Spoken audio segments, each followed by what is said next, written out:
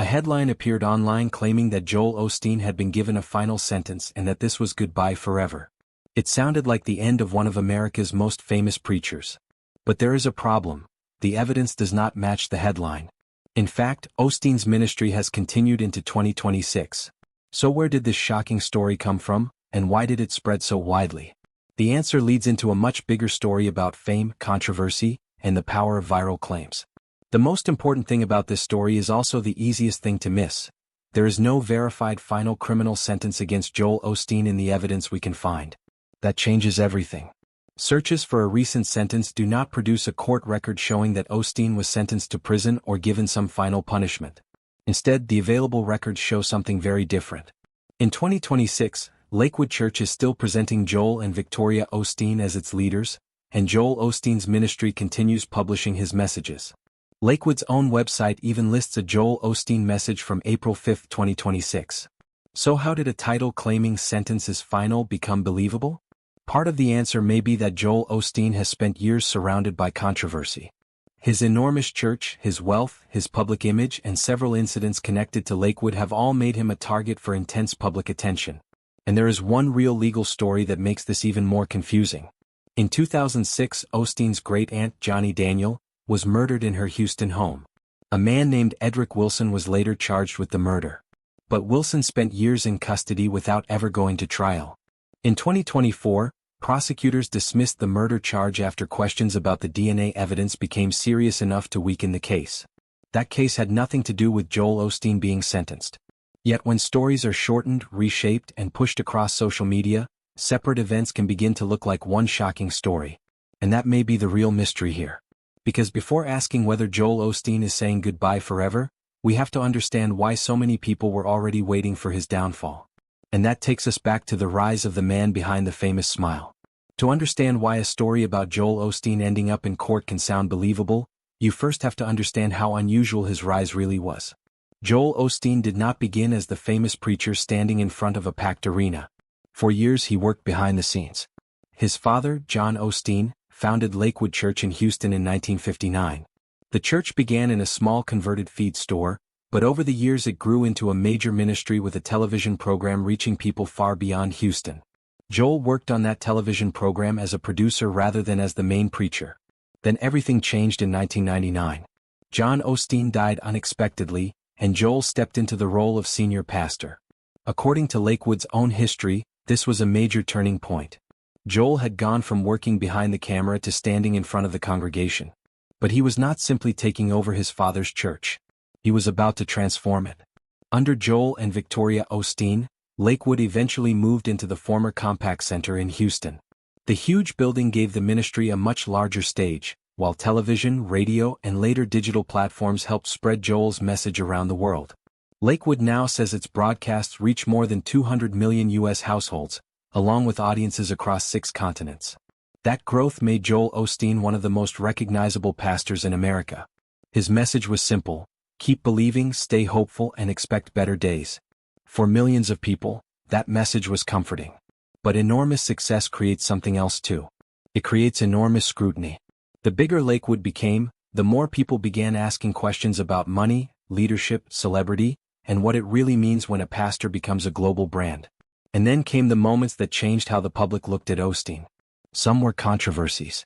Some were misunderstandings. Others involved real events that became heavily debated online. One incident in particular would become impossible to ignore. Because when a massive church was suddenly connected to a shocking crime, Joel Osteen's name was pulled into the story, even though the facts were far more complicated than the headlines suggested. And that is where the story begins to take a much darker turn. For years, Joel Osteen built his public image around hope. But behind that calm image was a growing list of controversies. One of the biggest came in 2017, when Hurricane Harvey struck Houston. The storm flooded huge parts of the city, and Lakewood Church became the center of a public argument. At first, reports spread that the church had refused to open its doors to people escaping the flood. The claim spread quickly. But the story was more complicated. Lakewood said flooding and safety concerns had prevented the building from opening immediately. Later, the church opened its doors as a shelter and said it provided help to people affected by the storm. The controversy did not disappear. For critics, the episode raised a bigger question. If a church has enormous resources and a huge building, what responsibility does it have during a disaster? For supporters, the criticism ignored the practical problems created by the storm. Then there was the question of money. Osteen has long faced criticism over his lifestyle and the wealth connected to his ministry. His critics have questioned the size of his home, his public success, and the idea of a prosperity-focused message being preached by someone who lives very comfortably. Osteen has defended his position, saying he does not receive a salary from Lakewood and that his income comes from book sales and other sources. But controversy does not always depend on what someone says. Sometimes it depends on what people already believe. To supporters, Osteen represents encouragement. To critics, he represents the commercialization of modern religion. And once those two views collide, almost every new headline becomes fuel. That became especially clear in March 2024. A gunman entered Lakewood Church during a Spanish-language service. A 7-year-old boy was with the attacker. Gunfire followed, and the attacker was killed by law enforcement officers. The boy was critically injured. This was not an internet rumor. It was a real and terrifying event. And because it happened inside Osteen's church, his name was immediately attached to the story. But something strange happened after the shooting. Online discussion began mixing the actual shooting with older controversies, rumors, accusations, and unrelated claims. The result was a confusing information storm. And when a person is already controversial, people do not always check whether every new claim belongs to the same story. That is the dangerous part. A real event can give an unproven claim the appearance of truth. And now we reach the question that sits at the center of the entire final sentence headline. Was there ever a real legal case that could have ended with Joel Osteen himself being sentenced? To answer that, we have to separate the man from the rumors, and follow the records instead of the headlines. Now we can ask the question directly. What criminal case gave Joel Osteen a final sentence? Based on the available public evidence, there is no verified case showing that Joel Osteen himself was convicted and sentenced to prison. That is important because several real legal stories have been placed close to his name over the years. One example involves a pastor named Trayvon Gross. Osteen had publicly endorsed Gross in the past, but Gross later became involved in a separate federal criminal case connected to a cryptocurrency company. Gross was sentenced to 5 years in prison. The sentence was real. But it was not Joel Osteen's sentence. That distinction can disappear very quickly online. A headline can mention Osteen, Gross, a criminal case, and a prison sentence. Someone who sees only the headline may walk away believing all 4 facts describe the same person. They do not. There is another story that can create confusion. In 2021, money and checks were discovered hidden inside a wall at Lakewood Church. The discovery attracted huge attention because the church had previously reported a large theft. Police investigated the discovery, but that did not result in a public criminal conviction or prison sentence for Osteen. Then there is the tragic murder case involving Osteen's great-aunt, Johnny Daniel. A man named Edric Wilson was charged in 2006 and spent about 18 years in custody without standing trial. Prosecutors eventually dismissed the murder charge in 2024 after questions emerged about the DNA evidence. The case remained open, and Wilson's case was not a prosecution of Joel Osteen. These stories are serious. But none of them proves the headline that says Joel Osteen has received a final sentence. And there is one more clue that makes the situation even more revealing. Videos using almost the exact sentence's final idea have appeared online, including a January 2025 video titled, "Joel Osteen Sentence is Final, Goodbye Forever." Its description claimed he might be facing sentencing, but it did not provide evidence of an actual conviction or final sentence. That tells us something about the headline itself. It may not be reporting the ending of a legal case at all. It may be selling the feeling that an ending has arrived. And once we understand that, the next question becomes much more interesting.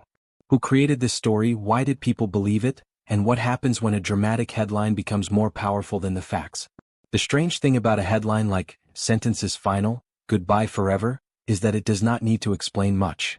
It only needs to make you feel that something huge has happened.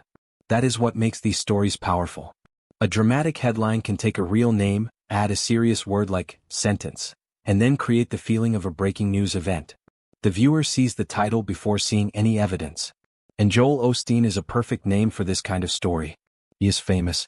He has millions of followers. He has strong supporters and strong critics. His church has been involved in real controversies and real news events. That gives a false claim something dangerous, a believable background. People may think, "I have heard bad things about him before." Maybe this is true. but familiarity is not evidence. The 2024 shooting at Lakewood Church shows how quickly Osteen's name can become connected to a major breaking story. On February 11, 2024, a woman entered the church with her young son and opened fire. Two off-duty officers exchanged gunfire with her and she was killed. Her 7-year-old son was critically wounded. Investigators later said the woman had a history of mental illness and had used both male and female names. It was a frightening event. But it did not result in a criminal sentence against Joel Osteen. Then there are the older controversies: the hurricane shelter dispute, questions about wealth, the hidden money found at Lakewood, and legal cases involving people who had some connection to Osteen or his ministry. When these separate stories are placed beside each other, they can create an illusion. It can look like one long legal downfall. But history does not work that way. Each event has its own people, dates, evidence, and outcome. And this is where viewers need to slow down. A genuine documentary should not ask, "Does this headline sound believable?" It should ask, "What record proves it?" When that question is applied here, the picture changes. The available evidence shows that Joel Osteen continues to lead Lakewood Church and remains active in his ministry. There is no verified public record establishing the final sentence claimed by the headline. So the mystery is no longer whether Joel Osteen is going to prison. The bigger mystery is why this kind of story keeps appearing around famous people. And the answer reveals something much larger than one pastor. It reveals how modern internet fame can turn controversy into a permanent shadow, and how, sometimes, a person does not need to be convicted for the public to believe they already were. After following the different stories, the answer is much less dramatic than the headline. There is no verified evidence that Joel Osteen has received a final criminal sentence or that he is being forced to say goodbye forever. That does not mean there have been no serious events around him. There have. It means those events have to be kept separate. The 2017 Hurricane Harvey controversy was real. The 2024 shooting at Lakewood Church was real. The investigation into money found inside the church was real. Legal cases involving people connected to Osteen were real. But none of those facts turns into a criminal sentence against Joel Osteen. That difference may sound small. It is not. Imagine hearing that a famous person was sentenced. Most people immediately think of a courtroom, a judge, a conviction, and punishment. Those words carry enormous weight. But a headline can create that picture without proving any of it. That is why primary records matter. A real criminal sentence should leave a trail. There should normally be a case, a court, a defendant, a charge, a judgment, and some reliable record of the outcome. When we look for that trail in the claim against Osteen, it does not appear. Instead, we find a man who is still publicly active. Lakewood continues to publish Osteen's messages. His ministry continues to operate. His public career has not ended. That fact alone does not prove that every criticism against him is wrong. It simply destroys one specific claim. The claim that Joel Osteen has received a final sentence and is saying goodbye forever is not supported by the evidence available here. And perhaps that is the most important revelation in the entire story. The sentence was not the ending. The headline was. A dramatic title created the feeling of an ending before the facts showed that any ending had happened. But there is still one question left. Why does this matter? Because this is not only about Joel Osteen. The same pattern can happen to almost anyone famous. A real event happens. An old controversy is remembered. A new rumor appears. A dramatic video gives all of it one simple story. Then the story spreads faster than anyone can check it. And by the time the truth catches up, thousands of people may already believe they watched the ending. Joel Osteen's story gives us a simple lesson. A shocking headline is not the same thing as a shocking fact. Sometimes the biggest reveal is discovering that the event everyone is talking about never happened in the way they were told. And that brings us to the final question. If there was no final sentence, what does the future actually hold for Joel Osteen and the enormous ministry he built? So, after following the story from the dramatic headline to the public records, we arrive at a very different ending. Joel Osteen has not been shown to have received the final criminal sentence promised by the title. In fact, the evidence points in the opposite direction. As of 2026, Lakewood Church continues to present Joel and Victoria Osteen as its leaders. Lakewood's website lists Joel Osteen messages from 2026, including a message dated April 5th. His ministry website is also still publishing his material, with posts appearing as recently as July 2026. That does not mean every criticism of Osteen has disappeared. It has not. His career remains controversial because his success is enormous. Lakewood says its media ministry reaches more than 200 million U.S. households and audiences across 6 continents. That kind of reach creates both influence and attention. Supporters see a pastor who built a message of hope into a worldwide ministry. Critics see a celebrity preacher whose wealth, image, and message deserve serious questions. Both reactions exist. But criticism is not the same as a criminal conviction. And a rumor is not the same as a court judgment. That may be the real lesson hidden inside this story. We live in a time when a few words on a screen can create an entire narrative. Sentence is final.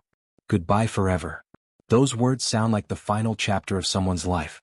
But sometimes they are only the beginning of an investigation.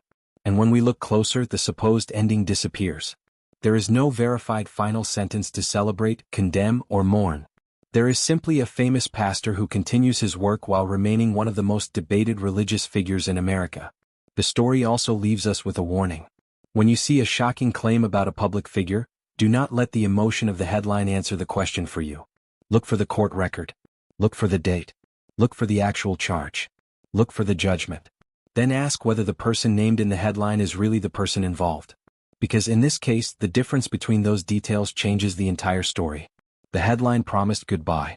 The evidence tells us there was no such ending. And perhaps that is the most important revelation of all.